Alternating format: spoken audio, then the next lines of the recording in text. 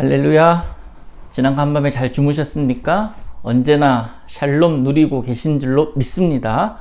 하나님께서 오늘도 여러분을 지키실 것이고 인도하시기를 또 간절히 소망하면서 오늘 함께 말씀 보겠습니다. 신명기 16장 13절에서 우리 마지막 절까지 보겠습니다. 제가 읽어드릴게요. 너희 타작마당과 포도주 틀에 소출을 거두어 드린 후에 이레 동안 초막절을 지킬 것이요. 절기를 지킬 때는 너와 내 자녀와 노비와 내 성중에 거주하는 레위인과 객과 고아와 과부가 함께 즐거워하되 내 하나님 여호와께서 택하신 곳에서 너는 이레 동안 내 하나님 여호와 앞에서 절기를 지키고 내 하나님 여호와께서 내 모든 소출과 내 손으로 행한 모든 일에 복 주실 것이니 너는 온전히 즐거워할지니라. 너희 가운데 모든 남자는 1년에 3번 곧 무교절과 77절과 초막절에 내 하나님 여호와께서 택하신 곳에서 여호와를 배웁되 빈손으로 여호와를 배웁지 말고 각 사람이 내 하나님 여호와께서 주신 복을 따라 그 힘대로 드릴지니라.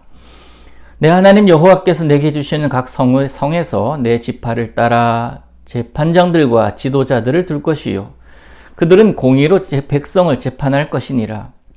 너는 재판을 굽게 하지 말며 사람을 외모로 보지 말며 또 뇌물을 받지 말라. 뇌물은 지혜자의 눈을 어둡게 하고 의인의 말을 굽게 하느니라. 너는 마땅히 공의만을 따르라. 그리하면 내가 살겠고 내 하나님 여호와께서 내게 주시는 땅을 차지하리라.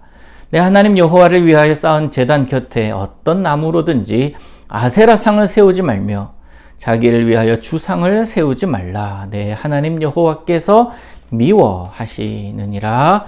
아멘. 오늘도 우리 하나님의 말씀에 순종하며 그 말씀을 따라 사는 여러분 될 수 있기를, 또 제가 될 수 있기를 간절히 소망합니다. 부모가 되니까 자녀들을 바라보는, 또 아이들을 바라보는 그 마음이 좀 달라지는 것 같아요. 그러면서 나는 잔소리하지 않아야지 하면서 아이들을 바라보고 있지만 나도 모르게 잔소리가 나올 때가 있습니다. 여러분, 부모 입장에서 볼 때에 자녀들에게 때로는 할 수밖에 없는 충고들이 있잖아요. 근데 이거는 부모 입장에서 충고지만 자녀 입장에서는 잔소리로 들을 수 있는 것 중에 하나가 뭐냐면 다 너 잘 되라고 하는 말이야, 이 말이에요. 그러면서 부모라는 큰 틀 안에 아이들을 가두려고 합니다. 잘 되기 위해서는 이렇게 해야 돼. 다 너 잘 되라고 내가 잔소리하는 말 잔소리야 하는 그런 이야기들을 우리는 종종 하지 않습니까? 잘 되라고 하는 말인데 부모와 자녀는 왜 다르게 생각하고 받아들일까요? 우리 하나님, 이스라엘 백성에게 규례를 정해주셨습니다. 이 안에 머물면 복을 받을 것이지만 이 안을 벗어나서 너희들이 우상을 섬기거나 다른 것들을 섬긴다면 나는 너희를 쉽게 얘기하면 너 망할 거야 라고 하나님 선언하시거든요. 그래서 똑같은 관점에서 본다면 이것도 어찌 보면 구속 아닙니까? 어떻게 틀 안에서 자유하라는 말이 논리적으로 맞지가 않잖아요. 지금은 한 교회의 집사님이 되어서 열심히 교회를 섬기고 있지만 대학 동기 가운데 철저히 무교주의를 지향하던 친구가 있었습니다. 꽤 친하게 지냈던 친구 중에 하나인데요. 그 녀석의 복음을 전하고 전도를 했더니 이와 비슷한 이야기를 하는 거예요. 논리적으로 안 맞지 않냐?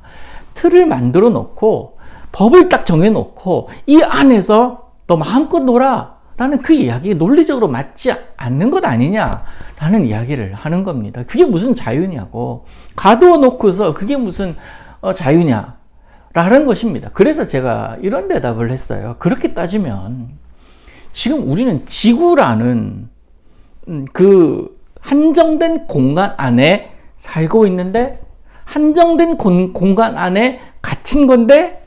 라고 이야기했던 적이 있습니다. 여러분, 제가 말씀드린 게 이해가 되시죠? 아침부터 좀 많이 헷갈리실 겁니다. 우리 하나님의 넓은 품 생각하자는 거예요.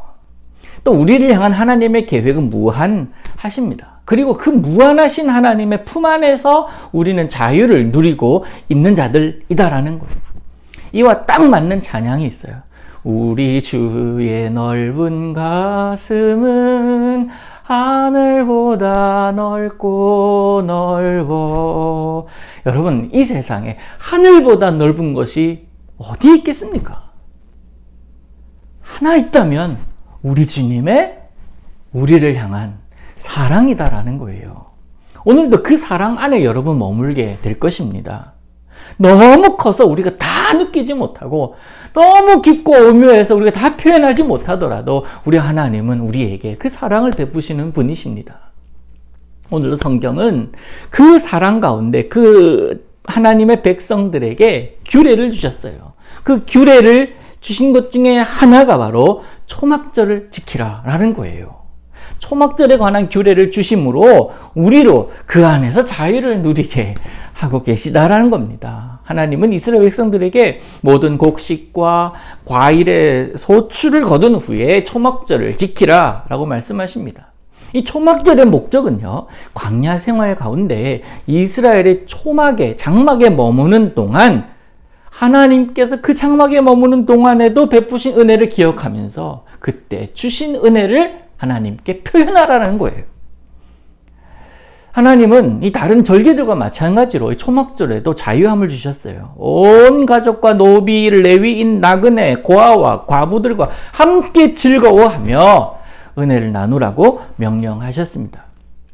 이 명령을 따른다고 불행해지거나 내가 가지고 있는 소출이, 내가 가지고 있는 재산이 줄어든다고 힘들어하지 않았습니다. 오히려 이 명령들을 준행하면서 더 큰 하나님의 은혜를 고백하며 더 큰 하나님의 은혜를 받고 그렇게 나아갔던 자들이 바로 이스라엘 백성들이고, 하나님이 다시 언급하는데 초막절 지키라 라고 말씀하신 것입니다.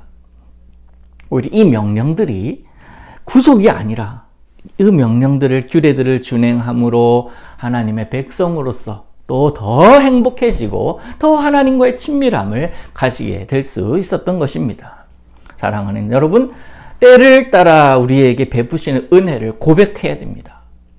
고백했을 때 작은 감사의 표현도 감사합니다 표현했을 때 하나님은 더 큰 감사의 제목을 우리에게 주시는 분이시고, 미처 몰랐던 하나님의 사랑을 발견하게 되는 것 아니겠습니까?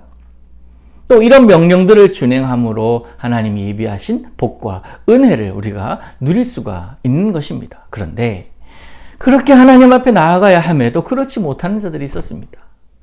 모든 이스라엘 백성들이 다 한 마음이 되어서 하나님을 예배하지는 않았거든요. 물욕을 내려놓지 못한 자, 그리고 거짓을 가진 세상도 바라보고 아세라도 바라보고 하나님도 바라보던 그런 자들이 있었습니다. 하나님의 것을 하나님의 것이라고 고백하지 않고 살아가던 자들이 있었다라는 거예요. 마땅히 하나님께 올려드려야 될 내 마음, 그리고 내 마음의 표현인 물질을 드리지 않는 그들에 대해서 하나님은 정죄하십니다. 심판하십니다.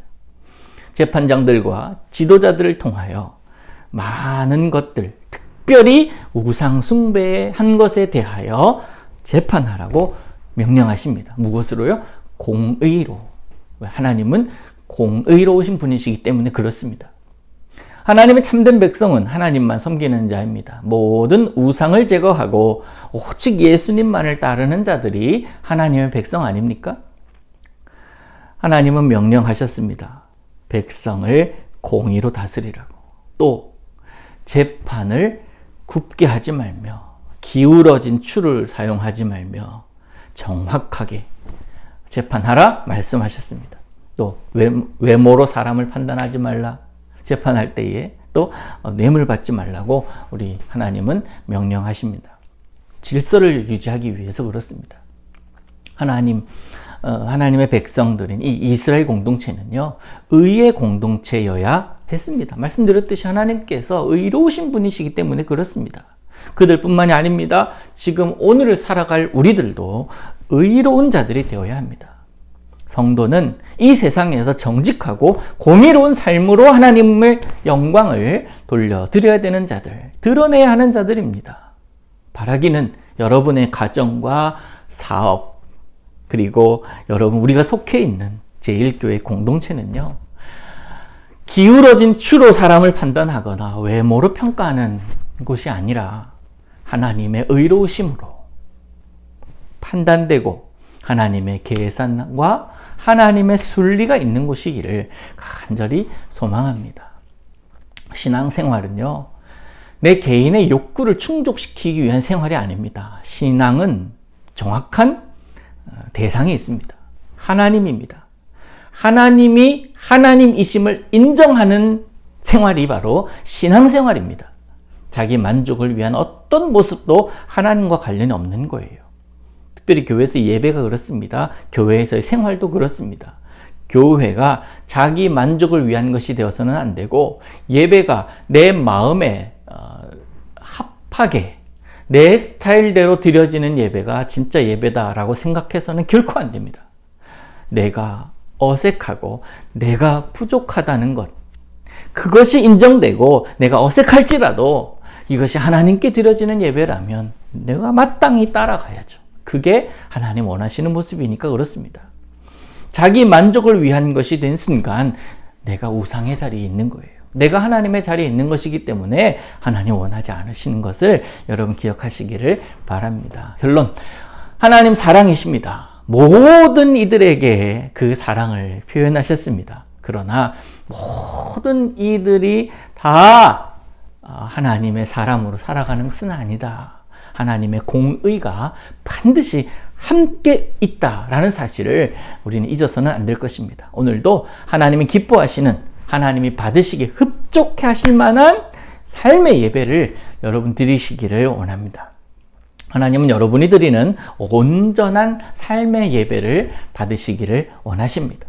감사의 마음으로 하나님이 베푸신 은혜를 기억하면서 오늘을 살아갈 때 그 삶 자체를 하나님은 기뻐 받으신 줄로 믿습니다. 주 안에서 오늘도 참된 예배자로 하나님을 기억하며 하나님의 품 안에서 오늘도 마음껏 자유함을 누리는 우리가 될 수 있기를 우리 예수님의 이름으로 축복합니다. 오늘도 우리가 함께 1, 2, 3 기도 운동으로 함께 기도합니다. 오늘도 하나님만 받으시는 감사의 예배를 드리며 하나님 보시기에 참 아름다운 의로운 모습으로 삶의 예배를 드리는 자가 되게 하옵소서. 변이 바이러스의 빠른 전파로 세계가 또다시 혼란에 빠지려 하는 이때 주님의 치유의 능력으로 이 땅이 잠잠해지게 하옵소서. 삶의 여러 가지 문제들로 인하여 마음이 어려운 자들에게 하늘의 참된 샬롬과 하나님의 평안이 아침 햇살처럼 포근하게 임하게 하옵소서. 아멘. 하늘에 계신 우리 아버지여, 이름이 거룩히 여김을 받으시오며 나라에 임하옵시며 뜻이 하늘에서 이룬 것 같이 땅에서도 이루어지이다. 오늘날 우리에게 일용할 양식을 주옵시고 우리가 우리에게 죄 지은 자를 사하여 준 것 같이 우리 죄를 사하여 주옵시고 우리를 시험에 들게 하지 마옵시고 다만 악에서 구하옵소서. 대개 나라와 권세와 영광이 아버지께 영원히 있사옵나이다. 아멘.